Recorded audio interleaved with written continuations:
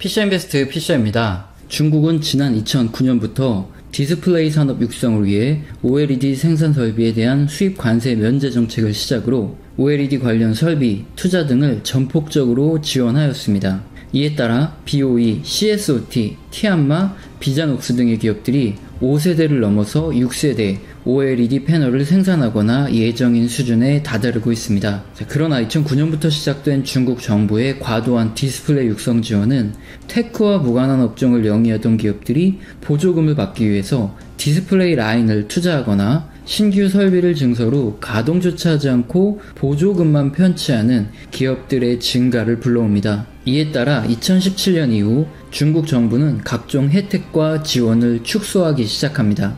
그런데 디스플레이 산업은 기술력에 따른 수율 향상과 대규모 투자의 감가상각에 따른 가격 경쟁력이 가장 중요하기 때문에 뒤늦게 뛰어든 중국 업체들은 쉽게 삼성 디스플레이와 LG 디스플레이를 따라오지 못하고 적자만 키웠습니다. 그동안 중국 디스플레이 기업들은 공장 및 설비 투자 자금을 지방정부와 은행 대출에 의존하여 왔는데요.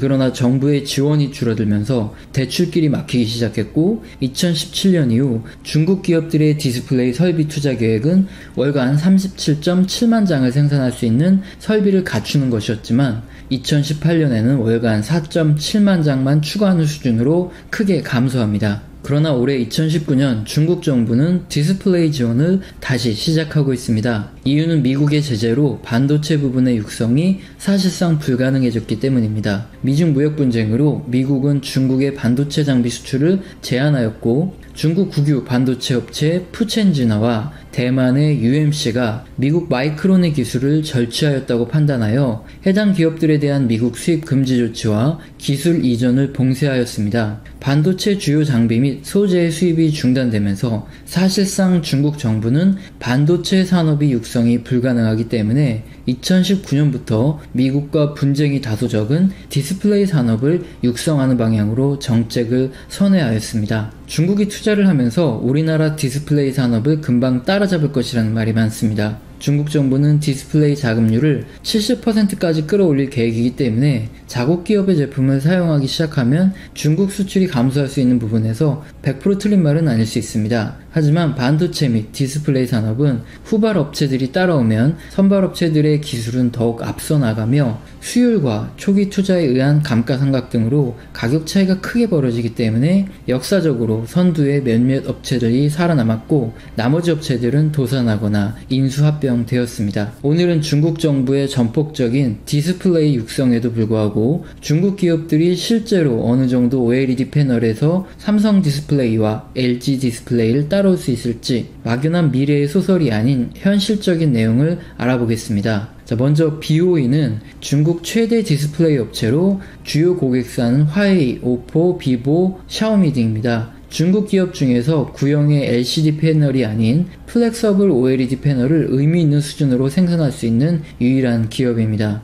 하지만 아직도 기술력이 따라오지 못하여 플렉서블 OLED 패널의 생산 수율은 38% 수준입니다. 수율은 불량률에 반대되는 개념으로 전체 생산품 중에서 불량률을 제외하고 실제 판매가 가능한 제품이 몇 개가 만들어졌느냐의 비율입니다. 현재 BOE의 플렉서블 생산 라인 B7 라인에서 연간 9,600만 개의 OLED 패널 생산 캐파를 보유하고 있습니다. 2019년 1분기 BOE의 플렉서블 OLED 패널 출하량은 910만 장이었습니다. 생산 캐파에서 정상적인 판매가 가능한 출하량이 몇 %인가? 이것이 바로 수율이죠. 단순 계산으로 출하량은 연간 3,640만 장이며 이에 따라 지난 1분기 출하량을 기준으로 계산하면 BOE의 플렉서블 OLED 수율은 38%가 나오게 됩니다. 하지만 이것은 모든 캐파를 100% 가동했을 때의 이야기고 일반적인 경우 70% 수준으로 가동이 됩니다. 이 경우 실제 수율은 30% 미만으로 하락하게 됩니다. 이처럼 낮은 수율로 인하여 화웨이의 신규 모델 메이트 30 프로에서 사용하는 플렉서블 OLED 패널을 자국 기업에 맡기기로 결정하였으나 도저히 공급이 안 되어 무산되기도 했습니다.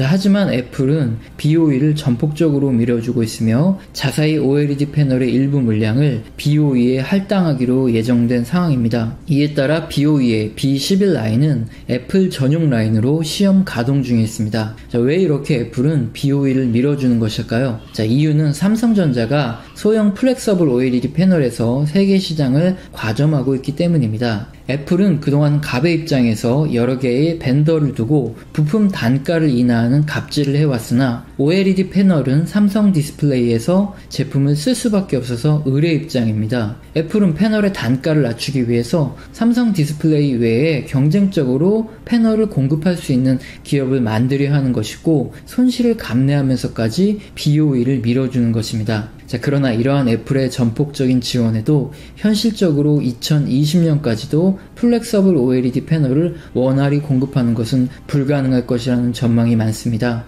왜냐하면 삼성 디스플레이 또한 지난 2017년 애플 전용 라인에서 제품을 생산하면서 수율 확보가 상당히 어려웠으며 이에 따라 1년간 적자를 면치 못하기도 하였습니다. 또한 중국이 국가적으로 삼성의 기술력을 탈취하여 넘겨주지 않는다면 누적된 기술력이 부족한 BOE 입장에서 수율 향상에 더욱 긴 시간이 소요될 수밖에 없는 것입니다. 이에 따라 BOE는 생산량을 늘리기 위한 라인의 추가보다 기존 B7 라인과 애플 전용 라인인 B11 라인의 수율을 높이는 기술 개발에 모든 투자를 집중할 가능성이 높습니다. 자, 미국 무역 분쟁으로 미국이 중국에 요구하고 있는 지식재산권 및 국가 차원의 기술 강탈 금지의 법제화를 요구하는 것이 이렇게 중요합니다. 만약 그렇지 않았다면 지금 중국은 이번에도 삼성 디스플레이가 힘들게 쌓아온 기술력을 다양한 방법을 통하여 도둑질하려 했을 가능성이 높죠. 자, 다음으로 CSOT는 중국의 2위 디스플레이 업체로 T사 라인이 플렉서블 OLED 패널 생산 라인입니다. 하지만 현재 T사 라인 자체가 초기 가동 단계로 수율 자체가 나오지 않는 상황이며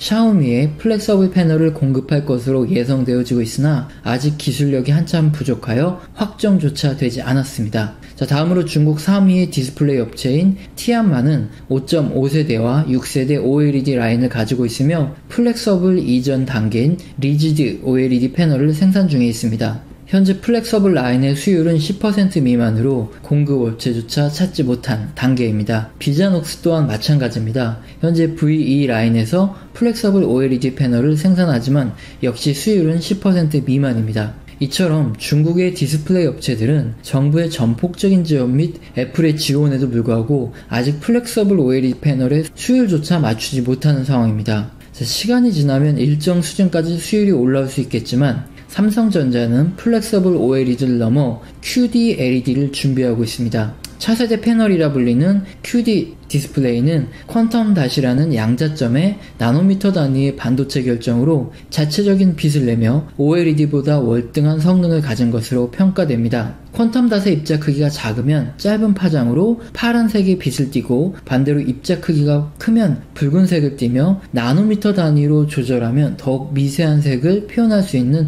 특징이 있는 소재입니다. 또한 적은 에너지로 높은 발광 효율을 내며 색 재현율이 뛰어나고 긴 수명을 가지고 있지만 아직 상용화가 되지 못한 단점이 있습니다. 자, 삼성전자는 LG전자가 과점하고 있는 대형 OLED 패널 대신 QD 디스플레이 투자를 택했습니다. 2025년까지 13조 원을 투자하여 2021년 첫 양산 예정입니다. 자, 그럼 현재 삼성전자에서 QLED TV라고 이미 출시되고 있는 제품은 대체 무엇일까요? LCD TV 앞에 퀀텀 컬러 필터를 덧댄 사실상 QD LCD TV입니다. 완벽한 기술 구현이 되지 않은 중간 단계입니다. 마찬가지로 LG전자의 OLED TV 또한 100% OLED TV가 아닌 화이트 OLED 앞에 컬러 필터를 댄 중간 단계의 OLED TV입니다. 자, 현재 우리가 사용하는 소형 OLED 패널만 100% 자발광의 OLED를 사용하는 패널이고 대형화가 될수록 처짐 현상 및 번인 현상 등으로 아직 대형화는 성공하지 못한 단계입니다. 자, 이러한 상황에서 삼성 디스플레이가 LG 디스플레이 및 중국과의 초격차를 위해 투자하는 QD 디스플레이에 시장에 관심이 집중되는 이유입니다. 우리나라 차원에서도 차세대 디스플레이의 양산, 성공에 기대를 걸어야 할 시점입니다. 자, 재테크를 하는 우리의 입장에서도 여기에 투자의 기회가 있겠죠? QD LED에 관련 장비 그리고 소재 업체들에서 투자의 기회가 있을 것입니다. 자, 오늘 영상도 마음에 드셨다면 구독과 좋아요는 꼭 눌러주시고 지속적으로 시청 부탁드립니다. 최주호 삼성 베트남 법인장은 코로나로 베트남 경제가 어려움을 겪고 있고 삼성 베트남도 생산과 경영애로가 있지만 베트남 사업의 차질 없는 추진을 위해 대규모 인력 채용을 지속할 방침이라면서 베트남의 청년 실업 문제와 경제 회복에도 적극적으로 동참하겠다고 밝혔다. 삼성은 베트남의 전체 수출의 25%를 차지할 만큼 경제 비중과 위상이 크다. 베트남은 삼성전자의 핵심 생산 거점이기도 하다. 삼성전자는 베트남 박린과 타이무엔에 스마트폰 생산 라인을 두고 연간 1억 5천만 대의 제품을 만든다. 이는 삼성전자의 연간 생산량의 절반가량을 차지한다. 특히 베트남 1등 기업 빈그룹은 원래 라면을 팔던 회사였다. 초대 회장 판리아트 부엉은 1993년 우크라이나에서 테크노컴이라는 식품 회사를 창립했고 베트남식 라면을 팔아 크게 성공을 거두었다. 이 회사는 2009년 네슬레에 1억 5천만 달러, 우리 돈으로 약 1770억 원에 매각됐다. 부엉 회장은 2012년 빈그룹이란 이름으로 새 출발을 한다.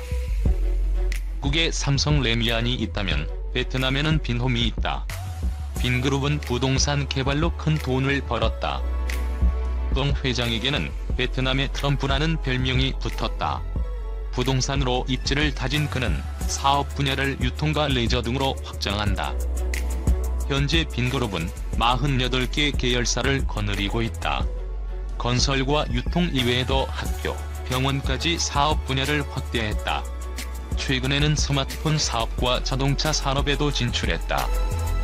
베트남 사람들은 하루를 빈그룹으로 시작해 빈그룹으로 끝낸다고 말한다.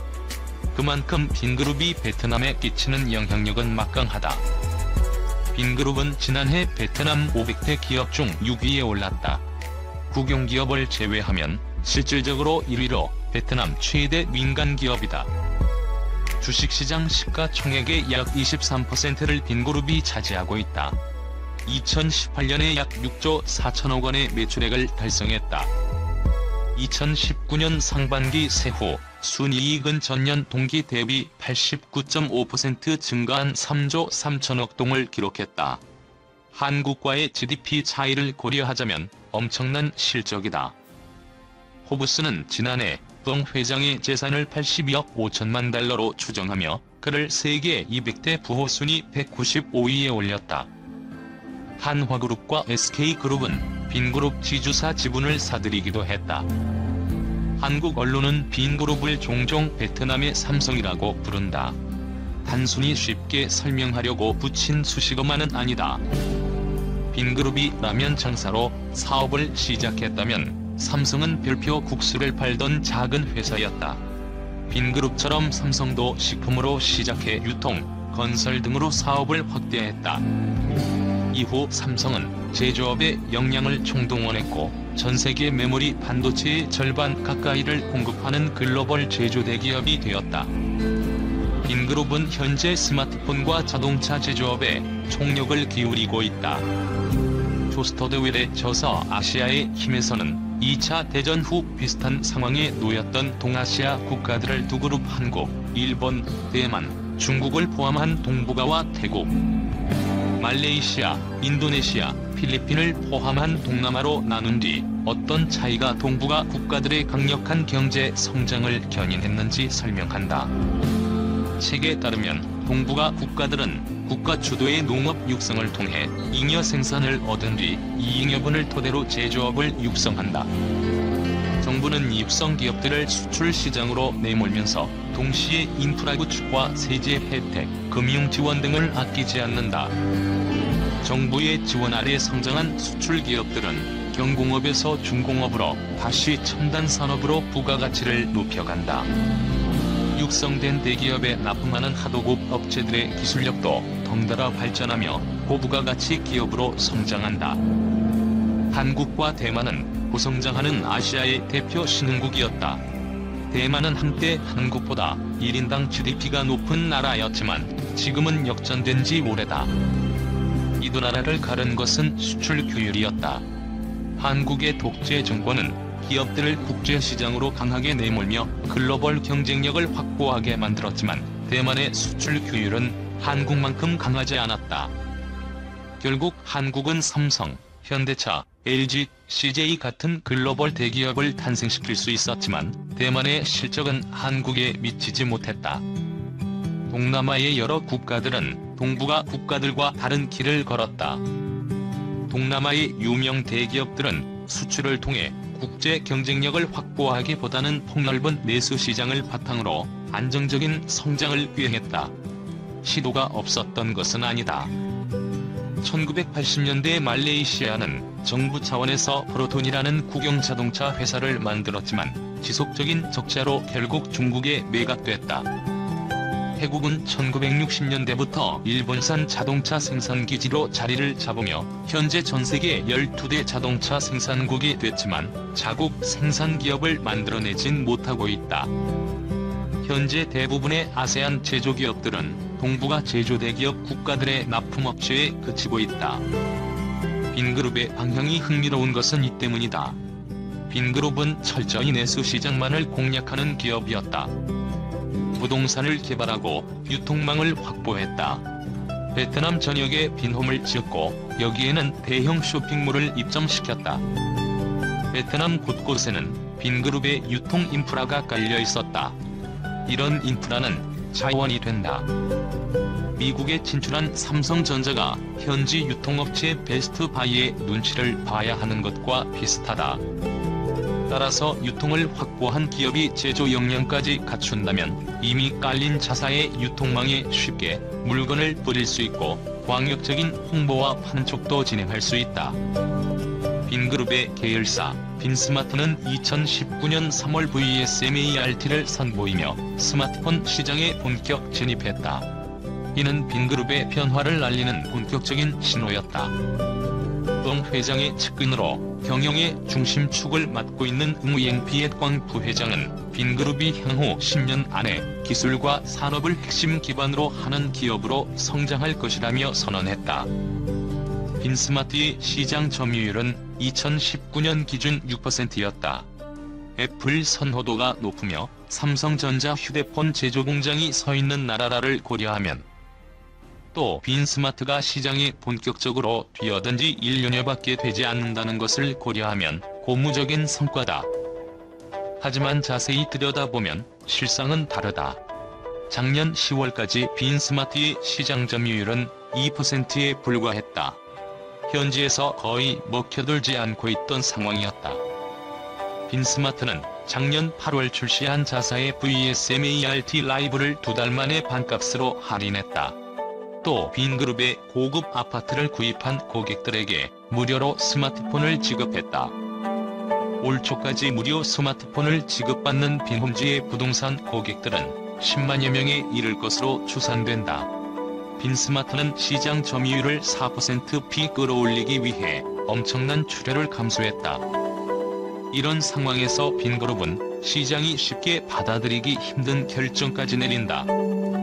작년 12월 빈그룹은 우리가 더 잘할 수 있는 걸 하겠다며 자사의 주력 유통 부문인 빈마트와 빈마트 플러스 그리고 빈에코시스템을 소매 유통기업인 마산그룹에 약 2조 4천억 원의 금액을 받고 매각했다. 전국에 깔린 약 2,600여 곳의 빈마트 매장을 포기했다. 빈마트는 빈스마트의 주요 유통 경로이기도 했다. 이어 전자상거래 플랫폼 어더이조이와 가전유통 매장, 빈프로 사업까지 철수한다는 뜻을 밝혔다. 자사가 구축해놓은 유통 플랫폼을 대거 포기했다. 그러면서 빈그룹은 올 초 또 다른 빅뉴스를 내놨다. 야심차게 준비했던 항공사업에서 철수하겠다는 결정을 내렸다. 빈그룹은 올 여름부터 항공사인 빈퍼레어를 런칭하기로 계획했다. 빈그룹은 전국 각지에 리조트도 확보하고 있기에 항공사업으로의 확장으로 시너지를 낼 수 있었다. 하지만 빈그룹은 이 모든 걸 포기했다. 대체 무슨 일이 있었던 걸까? 베트남은 오토바이의 나라다. 2018년 기준 등록 대수만 4,600만 대를 넘었다. 반면 자동차 보급은 원활하지 않다. 소득이 그만큼 받쳐주지 않았기 때문이다. 2017년 기준 베트남의 자동차 시장은 약 33만 5천 대에 불과하다. 베트남의 국책연구기관인 산업무역정책전략연구소는 베트남 자동차 시장이 오는 2025년까지 연평균 22.6% 성장할 것으로 예상되며 2035년에는 연 170만 대의 시장이 형성될 것으로 전망했다. 베트남의 빠른 경제 성장과 인구 증가 등의 요인으로 시장이 빠르게 성장할 것으로 추정하고 있다. 이런 상황에서 빈그룹은 2017년 9월 완성차 제조업체인 빈페스트를 설립했다. 응우옌 빈그룹 부회장은 빈페스트의 성공에 자신감을 가지고 있다고 말했다. 그는 도로 인프라 개선이 이루어지고 베트남 국민들이 구매력이 오르면 빈페스트가 성장할 수 있는 토대가 될 것이라며 빈페스트는 국제적 품질을 갖춘 베트남 자동차 브랜드여서 자국 고객들의 환영을 받을 것이라고 설명했다. 국민 기업 빈페스트는 새로운 도전을 시작했다. 베트남 국민들은 자국의 자동차 브랜드가 생긴다는 기대에 차량 출시 때까지 자동차 구매를 미루겠다며 응원을 보냈다. 이에 부응하듯 빈페스트는 속전속결로 이를 처리했다. 2018년 10월에 열린 파리 모터쇼에서 세단과 SUV 모델 차량을 선보이며 기대를 모았던 빈페스트는 이듬해 6월 15억 달러를 들여 조립 공장을 완공하고 양산차 파디를 인도했다. 이후 빈페스트는 럭스 S2.0과 럭스 4.2.0을 차례로 인도하며 본격적인 베트남표 자동차 시대의 막을 열었다. 시작은 뜨거웠다. 베트남의 유명한 인사들은 자국의 손으로 만들어진 국민차라는 찬사와 함께 구매 대열에 합류했다. 사전 주문만 1만 대가 넘었다는 소식이 언론을 통해 전해졌다. 그러나 여기까지였다.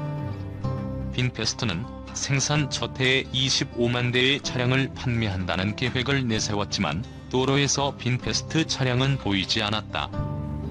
대신 남은 것은 소비자들의 불만뿐이었다. 큰 사고에도 에어백이 펼쳐지지 않았다는 소식이 들렸다. 원인 모를 고장이 잦아 불편하다는 이야기가 속속들이 전파됐다. 고장이나 사고로 인한 서비스 대응도 미흡했다. 지난 10월 말 빈페스트 럭스 세단을 구매한 한 소비자는 수리비로 무려 2,500만 원을 청구받았다며 불만을 제기했다.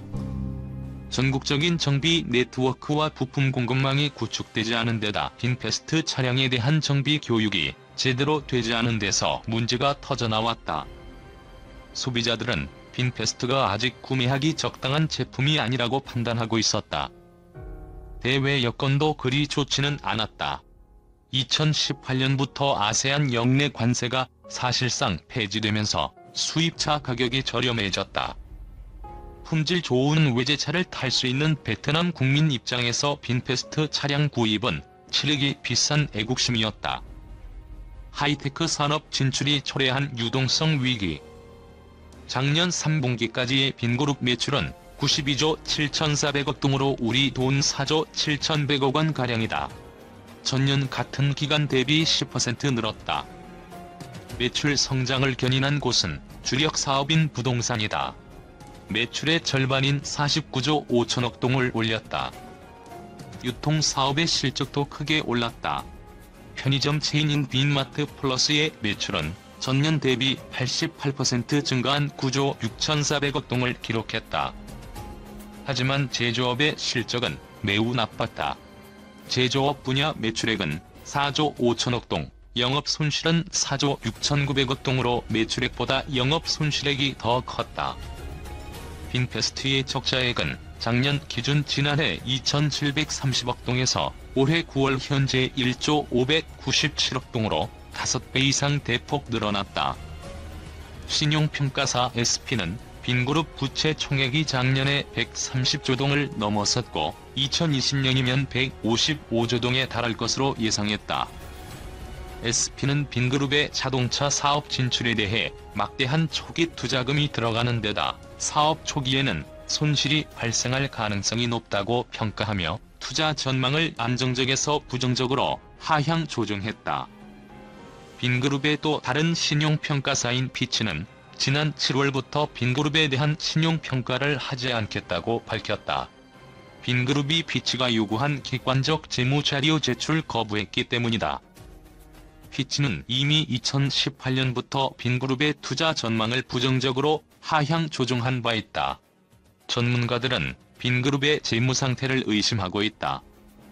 일련의 상황에 대해 응우옌 부회장은 이미 예견했던 일이라며 자금이 많이 투입되는 제조업에 새롭게 진입하는 것은 위험할 수밖에 없다고 우려를 일축했다. 그러나 문제는 그렇게 간단치 않았다. 빈그룹이 신규 산업에 총력을 기울이기 위해서는 다른 데서 총알을 충분히 확보해야 한다. 그러나 이도 만만치 않아 보인다. 빈그룹의 주력 사업이자 총알인 부동산 사업이 흔들리고 있다. 올 상반기까지만 해도 빈그룹의 고급 아파트들은 내놓기가 무섭게 팔렸다. 빈펄리조트 또한 외국인의 눈길을 사로잡았다. 그러나 2019년 하반기부터 베트남 부동산 경기가 하강 국면에 진입하고 있다. 부동산 거품론이 힘을 얻으면서 시세를 올렸던 외국인들이 투자를 거두고 있다. 베트남 부동산 시장에서 외국인의 입김은 절대적이다. 고급 부동산 프로젝트의 경우 외국인에게 할당된 물량 30%만 다 팔아도 본전을 뽑는다는 말이 돌 정도였다. 그러나 외국인들은 베트남 부동산이 정점을 찍었다고 보고 투자를 주저하고 있다.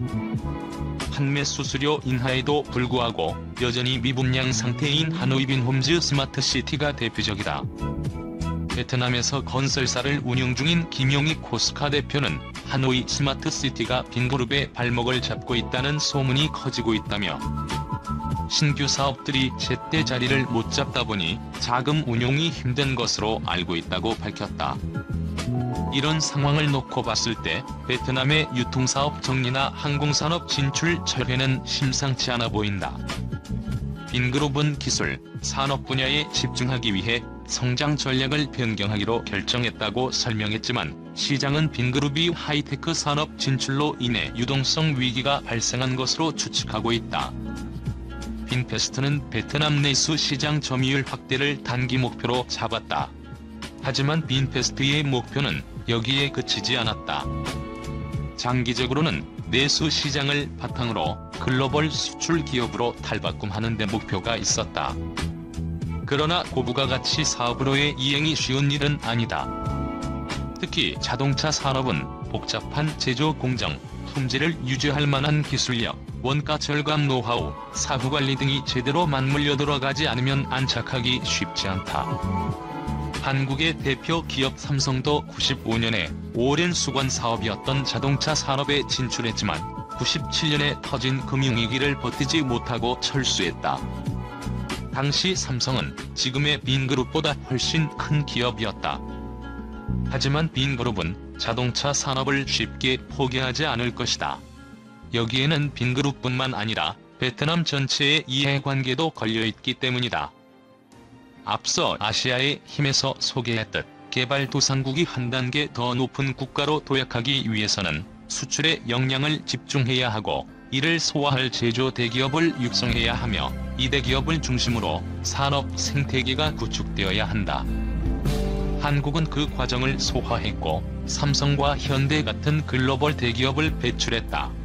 지금 베트남에도 그런 수출 대기업이 필요하며 빈그룹이 유력 후보다. 빈그룹은 기술력이 오르고 생태계가 구축될 때까지 버텨야 한다. 최근 유통사업을 정리한 것도 그런 맥락으로 해석할 수 있다. 빈그룹이 잘 버티게 하기 위해서 베트남 정부도 더 많은 지원에 나서야 한다는 이야기가 베트남 언론을 통해 나오고 있다. 베트남 산업 당국은 자동차 부품을 생산하기 위해 수입되는 원료에 대한 면세, 국내에서 구매한 부품에 대해 특별소비세 면제, 자국차를 구입하는 소비자에 대한 대출 혜택 등을 고려 중이다.